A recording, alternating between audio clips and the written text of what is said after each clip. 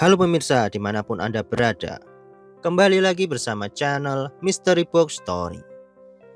Nah guys, di video kali ini saya akan kembali menemani kalian untuk membacakan sebuah kisah dramatis. Kisah ini menceritakan tentang seorang gadis bernama Sita yang dengan tulus menolong seorang teman lelakinya sejak SMP. Namun, kebaikan itu justru disalahartikan menjadi cinta. Dari sinilah muncul sebuah obsesi berbahaya yang perlahan berubah menjadi teror. Bagaimana perjalanan hidup Sita menghadapi bayangan gelap dari masa lalunya? Nah, tapi sebelum itu guys, sebelum kita masuk ke dalam ceritanya, buat kalian yang belum subscribe, silahkan subscribe dulu channel ini agar saya semakin semangat untuk ngebuat konten buat kalian. Dan jika dirasa video ini bagus, jangan lupa share ke teman kalian agar semakin banyak yang menonton video ini. Yuk.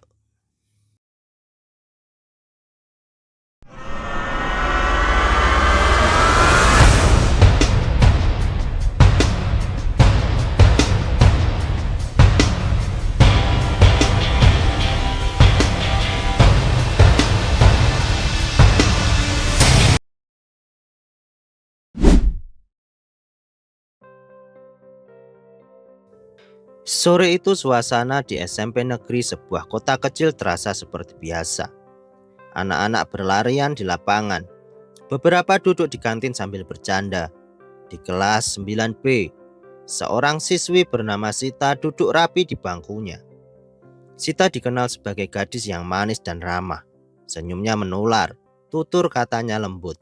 Dan ia selalu menjadi penengah ketika teman-temannya berselisih. Meski berasal dari keluarga sederhana, Sita diajarkan orang tuanya untuk selalu menghargai orang lain. Penampilannya berbeda dengan siswa lain. Rambutnya sering acak-acakan, bajunya terlihat kusam, dan sepatunya sudah usang. Yogi jarang berbicara dengan teman sekelasnya. Banyak anak yang menjauhinya karena penampilannya itu. Bahkan tak jarang ia menjadi bahan ejekan. Lihat tuh sepatunya, bolong. Nanti kalau hujan kakinya jadi akuarium. Canda salah satu siswa membuat teman-teman yang lain ikut tertawa. Yogi hanya bisa menunduk, pura-pura tidak mendengar. Namun di matanya terlihat jelas rasa malu dan sakit hati. Sita yang duduk tidak jauh dari situ pun menoleh. Ada rasa iba. Ia tahu Yogi sebenarnya anak yang pintar. Hanya saja keadaan ekonomi keluarganya membuatnya berbeda.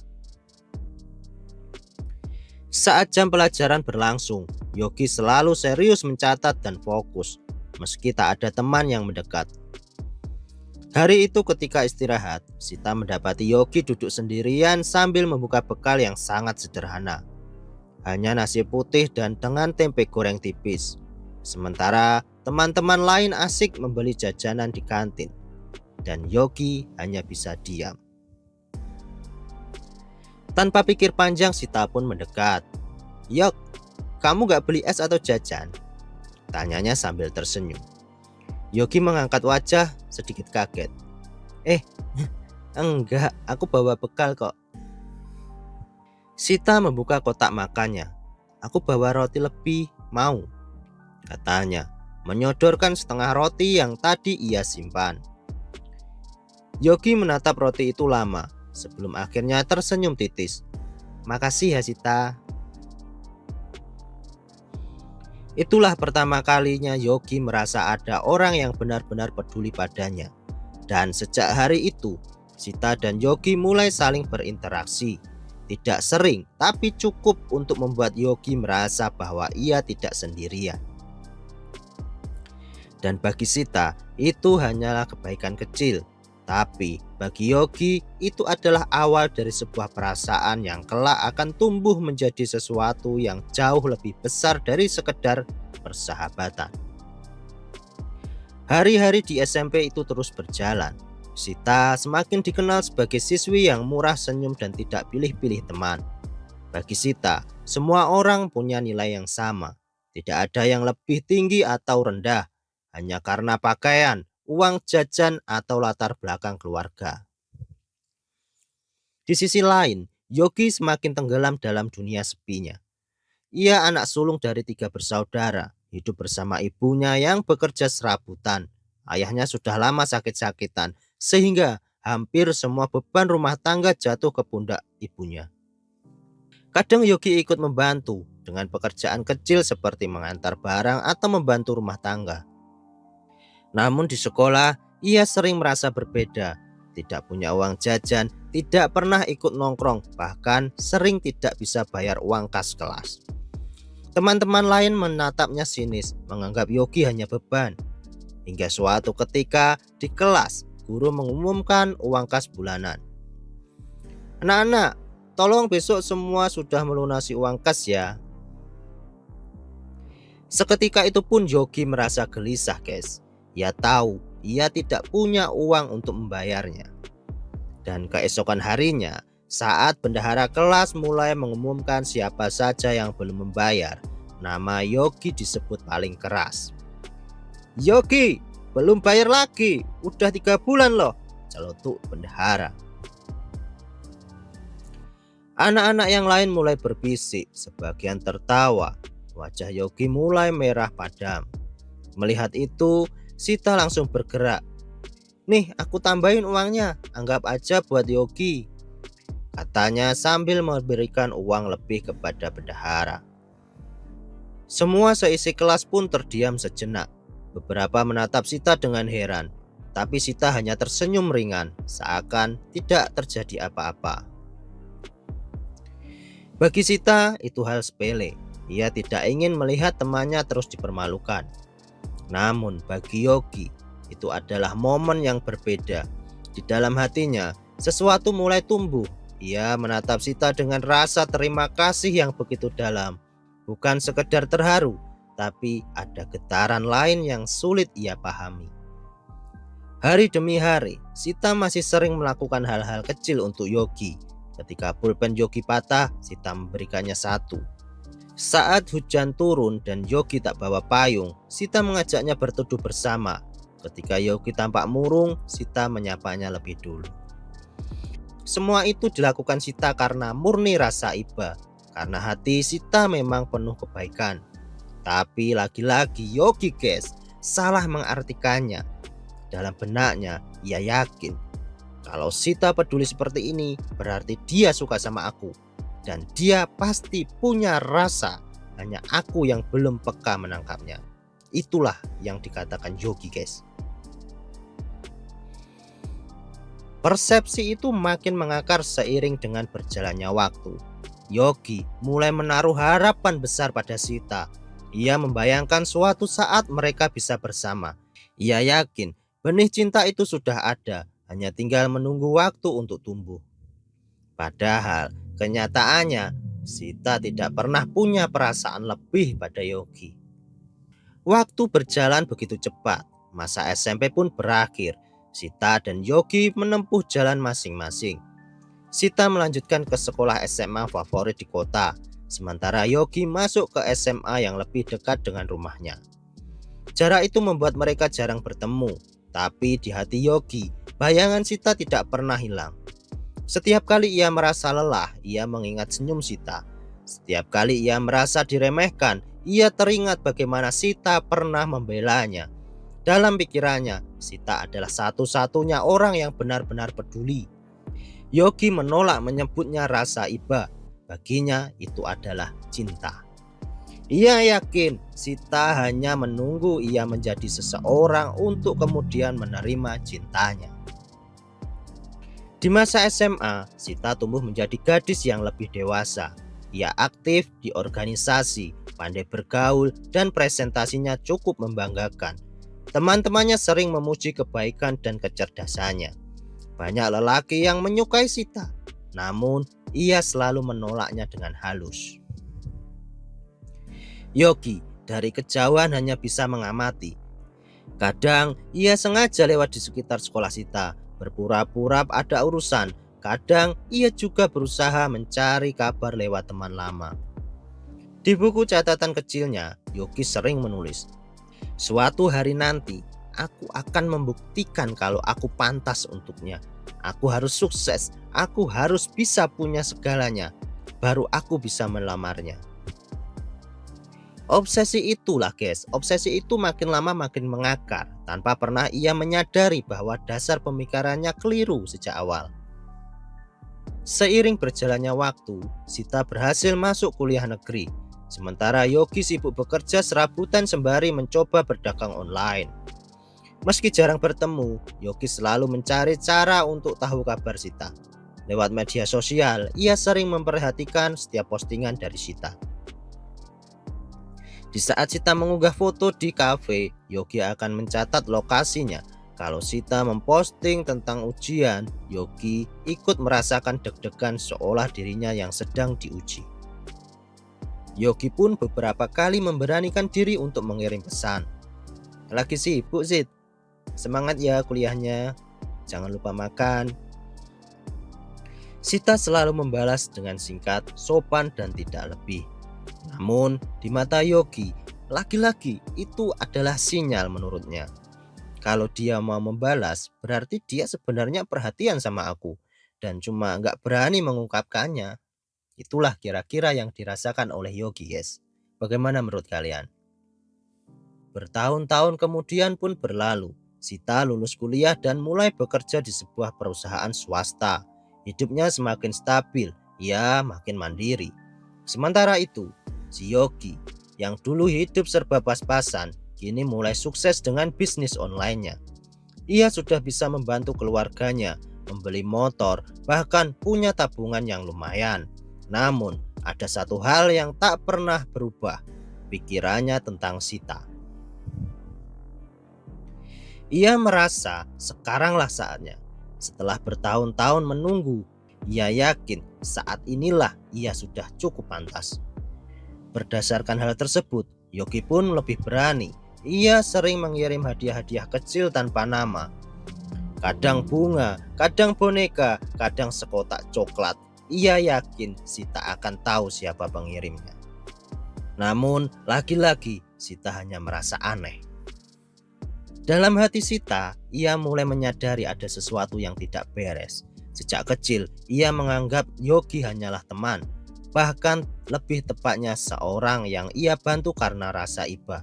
Tapi kini, sikap Yogi terasa berbeda. Ada tatapan yang terlalu lama, pesan yang terlalu sering, dan perhatian yang terasa menekan.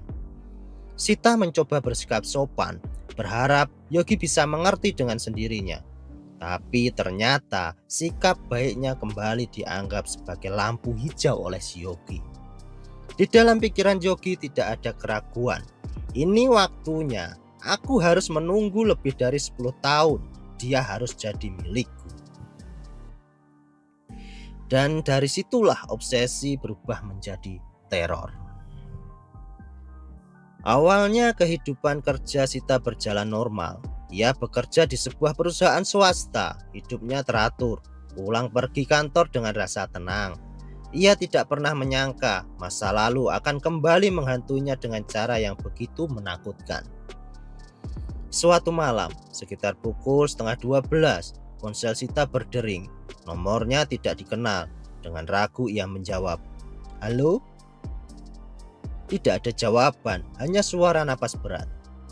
Sita menyernyit, "Halo, siapa ini?" Klik, telepon pun terputus. Sita mengira itu hanya orang iseng, tapi malam berikutnya telepon itu datang lagi dan pada jam yang sama. Kali ini ada suara samar-samar, guys. "Jangan tidur malam ya, Sid." Sita tersentak, suaranya terdengar familiar, tapi samar, seakan sengaja direndahkan. Ia buru-buru mematikan telepon dan memeluk bantalnya. Malam itu pun Sita merasa sulit untuk tidur. Beberapa hari kemudian, saat pulang kerja, Sita menemukan sebuah kotak kecil di depan pintu kosnya. Kotak itu berisi bunga mawar merah segar, lengkap dengan pita, tapi tidak ada kartu ucapan, tidak ada nama pengirim. Awalnya ia mengira itu kiriman dari rekan kerja, namun keesokan harinya kotak lain kembali datang. Kali ini berisi boneka kecil dan di tangannya ada tulisan tangan. "Jangan terlalu capek kerja, aku selalu memperhatikanmu." Sita pun merinding, tangannya bergetar saat membuka tulisan itu. Siapa? Siapa yang lakuin ini? Bisiknya pada diri sendiri. Sejak saat itu, Sita mulai merasa tidak aman. Saat berangkat ke kantor, ia merasa ada seseorang yang mengikuti dari jauh. Saat makan siang di kafe, ia merasa ada tatapan yang terus mengawasinya. Dan puncaknya, suatu sore ia menerima pesan singkat. Lelah ya hari ini. Kamu tadi makan nasi goreng jam 1 siang kan? Sita pun langsung pucat. Ia melihat sekeliling, mencoba mencari siapa yang memperhatikannya. Bagaimana mungkin seseorang tahu detail aktivitasnya seperti itu? Bagaimana mungkin guys? Apa kalian punya pendapat untuk ini? Di malam harinya, Sita memutuskan untuk bercerita kepada sahabatnya yaitu Rina. Rin, aku takut. Ada orang yang ngikutin aku. Dia tahu semua kegiatanku. Bahkan dengan makanan yang aku makan, Rin. Rina menatap dengan serius. Kamu yakin bukan Yogi? Nama itu membuat Sita terdiam. Ia memang ingat Yogi pernah mendekatinya lagi setelah lulus kuliah. Tapi ia selalu menolak dengan halus. Apakah mungkin semua ini ulah Yogi? Beberapa hari kemudian, kecurigaan itu semakin jelas. Sita pulang dari kantor dan di ujung gang kosannya, ia melihat sosok lelaki berdiri memperhatikannya. Saat Sita menoleh lebih jelas, wajah itu. Iya, wajah itu guys, wajah si Yogi. Yogi tersenyum kecil, lalu melangkah pergi seakan tidak ada apa-apa. Sita pun berdiri terpaku, hatinya dipenuhi rasa takut bercampur marah. Niat baik masa lalu kini berubah menjadi rantai yang menghantui hidupnya. Dalam pikiran Yogi, ia merasa semua itu adalah bukti cintanya. Hadiah, perhatian, telepon tengah malam, semua ia lakukan karena yakin Sita pasti akan luluh. Namun bagi Sita, itu adalah sebuah teror. Di balik teror yang ia lakukan, Yogi sebenarnya sudah bukan remaja miskin yang dulu sering jadi bahan ejekan. Waktu dan kerja keras mengubah hidupnya. Setelah lulus SMA, Yogi tidak melanjutkan kuliah. Ia sadar keluarganya butuh biaya. Dan ia tidak ingin membebani ibunya. Maka ia memilih bekerja serabutan, menjadi kuli angkut di pasar, menjaga toko, hingga mengantar barang dengan sepeda tuanya. Namun Yogi bukan anak yang mudah menyerah. Ia melihat peluang dari dunia yang saat itu mulai ramai, perdagangan online. Dengan modal kecil dan keberanian, ia mulai menjual barang-barang murah di platform marketplace. Awalnya hanya laku 1 atau 2 barang, tapi ia tekun. Setiap malam ia belajar cara memasarkan, membaca tren, dan mengatur pengiriman. Dan lama-kelamaan, usaha kecilnya itu pun berkembang. Dari hanya berjualan aksesoris, ia kemudian merambah ke pakaian, lalu ke produk elektronik. Ia belajar bagaimana mengelola stok, bekerja sama dengan pemasok, bahkan mengiklankan produknya secara profesional.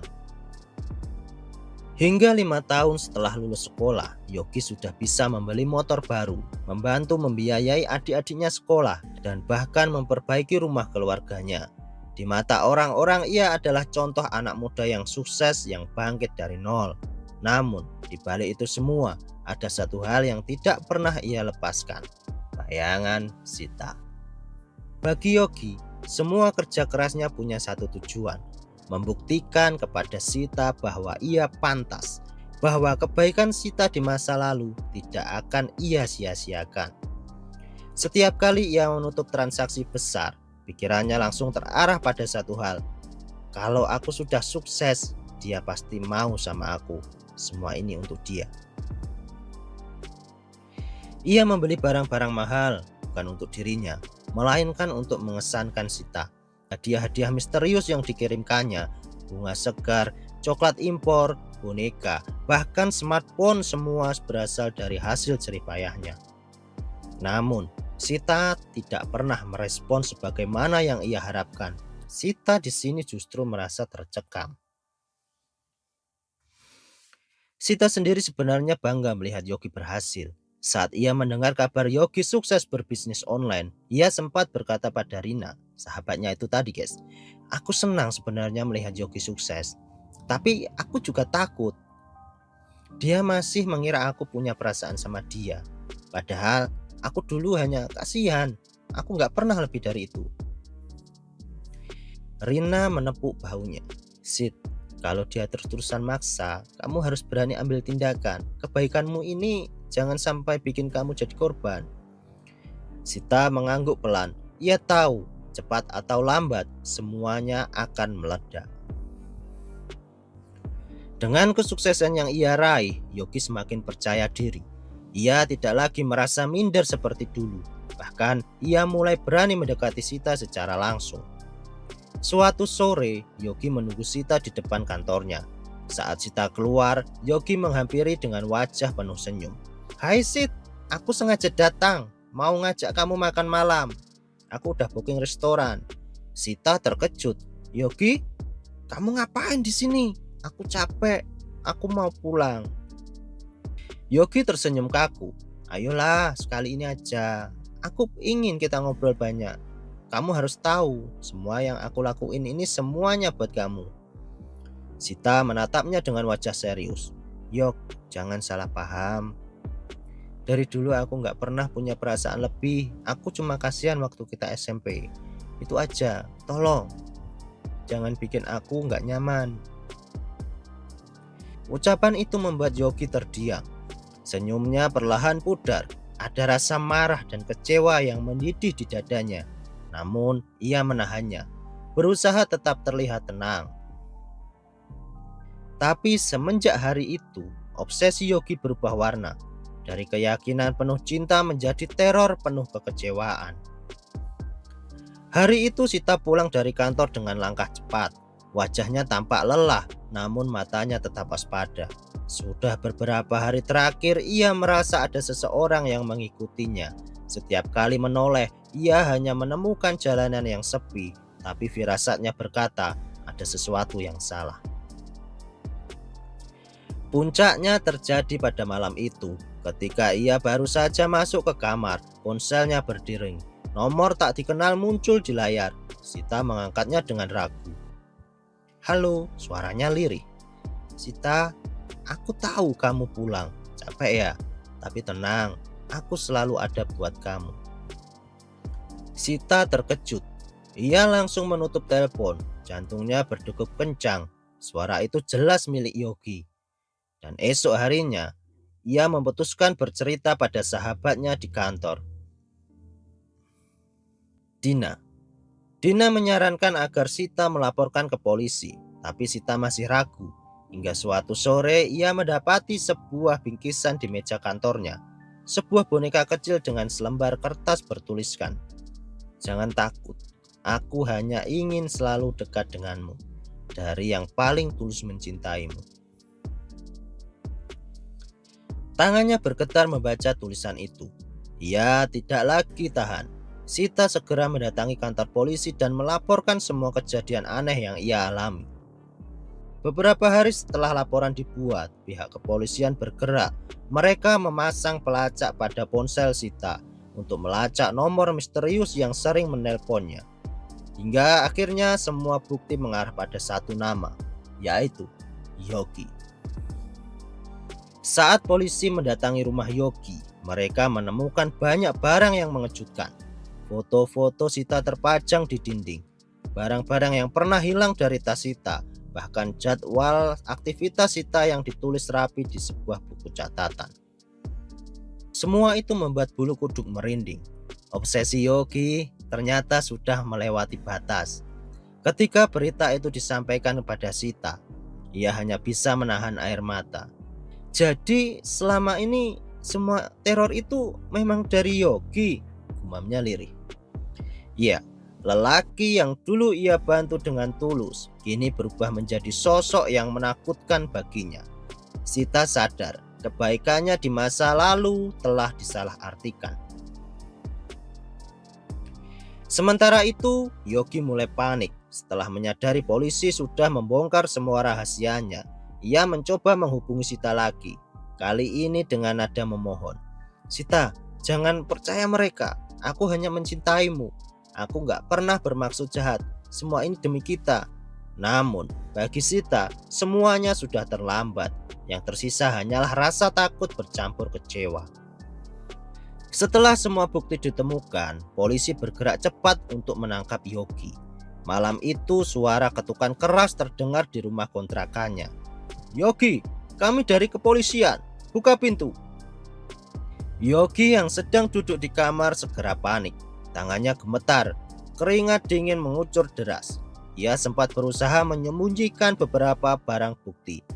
Foto Sita, surat-surat dan catatan kegiatannya. Namun, semua sudah terlambat. Pintu didobrak dan aparat masuk dengan sigap. Yogi hanya bisa tertunduk, tangannya diborgol di depan wajah-wajah tetangganya yang terkejut menyaksikan. Di matanya, ia masih terlihat memandang kosong, seolah menolak kenyataan bahwa obsesinya terhadap Sita kini mengantarkannya ke jeruji besi. Di ruang interogasi, polisi menanyakan alasan melakukan semua itu. Dengan suara pelan, Yogi menjawab, aku cuman gak mau kehilangan dia. Satu-satunya orang yang baik sama aku sejak SMP. Aku kira itu cinta. Aku kira dia juga sayang sama aku. Kata-katanya lirih, nyaris terdengar seperti bisikan. Namun bagi penyidik, alasan itu tidak bisa dijadikan pembenaran. Obsesi yang Yogi pelihara telah berubah menjadi teror yang mengganggu kehidupan orang lain. Sita yang dipanggil untuk memberikan keterangan akhirnya bertemu dengan Yogi untuk yang terakhir kalinya di kantor polisi. Pandangan mereka bertemu sebentar. Mata Yogi penuh penyesalan, sementara Sita hanya menatapnya dengan rasa ngeri bercampur kasihan. Aku gak pernah benci kamu, Yok. Tapi kamu salah memahami semuanya. Kebaikanku dulu hanya sebatas teman, bukan cinta. Ucapan itu membuat Yogi hanya terdiam lama. Wajahnya mengenang sebelum akhirnya ia menangis terseduh. Namun, penyesalan itu sudah tidak ada artinya. Proses hukum tetap berjalan. Beberapa kemudian Yogi resmi dijatuhi hukuman penjara atas kasus pelecehan privasi, teror, dan penguntitan. Dunia Yogi runtuh. Sementara Sita bisa mulai menarik napas lega meski bayangan kelam itu masih membekas. Untuk pertama kalinya sejak bertahun-tahun, ia bisa tidur dengan tenang tanpa khawatir akan bunyi telepon misterius di tengah malam. Setelah proses panjang yang begitu melelahkan, akhirnya Sita bisa merasakan kembali arti dari hidup yang normal. Hari-hari tanpa telepon misterius, tanpa bingkisan aneh di depan rumah, tanpa bayangan lelaki yang terus mengintainya. Awalnya memang tidak mudah, meski Yogi sudah dipenjara, trauma itu masih menghantui. Sita sering terbangun tengah malam, membayangkan ada seseorang berdiri di depan jendela kamarnya, atau merasa seperti ada langkah kaki yang mengikutinya di jalanan yang sepi. Namun perlahan, dengan dukungan keluarga dan sahabatnya, luka itu mulai sembuh. Dina, sahabatnya di kantor, selalu mengajaknya berbincang santai setelah jam kerja. Kadang mereka pergi makan malam, menonton film, atau sekedar jalan-jalan. Kamu gak sendirian, Sid. Jangan biarin masa lalu mengambil kebahagiaanmu lagi, kata Dina di suatu malam, membuat Sita tersenyum tulus untuk pertama kalinya setelah sekian lama. Di rumah, orang tua Sita juga memberikan semangat. Ibunya sering menenangkan dengan doa-doa, sementara ayahnya selalu memastikan rumah dalam keadaan aman.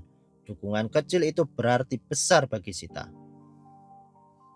Sedikit demi sedikit ia mulai menemukan kembali ketenangan.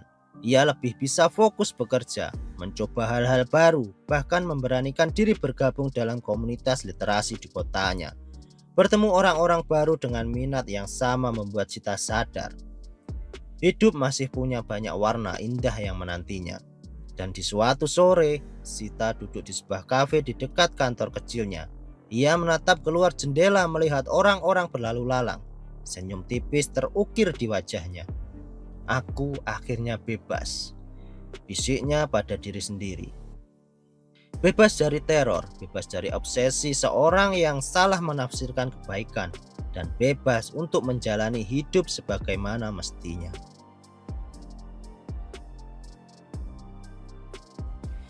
Perjalanan panjang yang dialami Sita akhirnya memberikan sebuah pelajaran berharga. Dari seorang gadis SMP yang hanya ingin berbuat baik, ia justru terjebak dalam teror akibat kebaikannya yang disalahartikan. Kisah ini menunjukkan bahwa niat baik tidak selalu dipahami dengan cara yang benar oleh orang lain. Kadang, di balik rasa kasihan yang tulus, bisa muncul salah persepsi yang berujung pada obsesi berbahaya. Sita kini sudah bisa tersenyum, meski bekas luka itu tak akan pernah benar-benar hilang. Ia belajar untuk lebih berhati-hati, belajar bahwa batasan dalam sebuah hubungan sangatlah penting. Kebaikan tetap perlu diberikan, namun dengan sikap bijak agar tidak menimbulkan kesalahpahaman. Dan sementara Yogi, yang dulu miskin dan penuh kekurangan lalu berusaha keras hingga menjadi sukses, pada akhirnya hancur bukan karena keadaan, melainkan karena dirinya sendiri. Obsesi, rasa memiliki yang berlebihan, dan salah tafsir terhadap kebaikan Sita membuatnya kehilangan segalanya.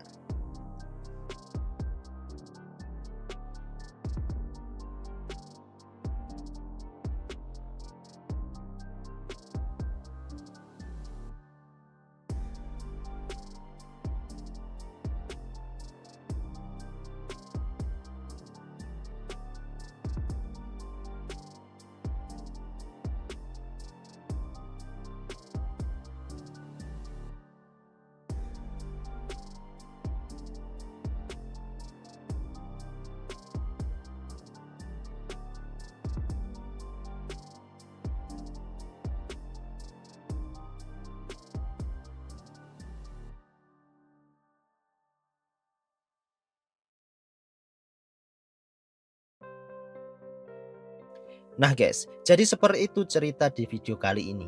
Bagaimana menurut kalian? Apakah cerita semacam ini ada juga di kehidupan nyata?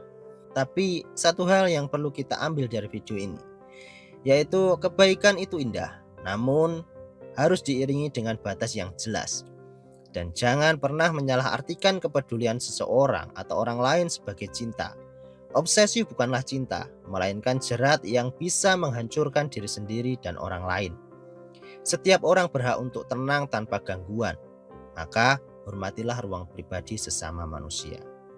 Sita menutup kisah kelam itu dengan satu kalimat yang ia ucapkan pada dirinya sendiri.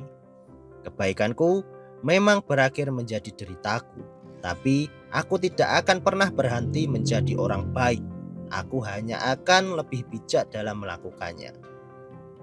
Dan dengan itu, hidupnya perlahan berjalan kembali ke jalurnya. Oke guys, mungkin seperti itu cerita di video kali ini. Dan seperti biasa, jika ada yang salah dalam pengucapan kata, kalimat yang tidak pantas, ataupun pernyataan yang menyinggung, tolong dikoreksi dan tolong dimaafkan ya guys. Dan tentunya tidak lupa, buat kalian yang memiliki cerita dan ingin dibawakan oleh channel Mystery Box Story, bisa langsung saja tulis di kolom komentar. Oke guys, Mystery Box Story pamit undur diri dulu dan sampai ketemu di video selanjutnya. Bye.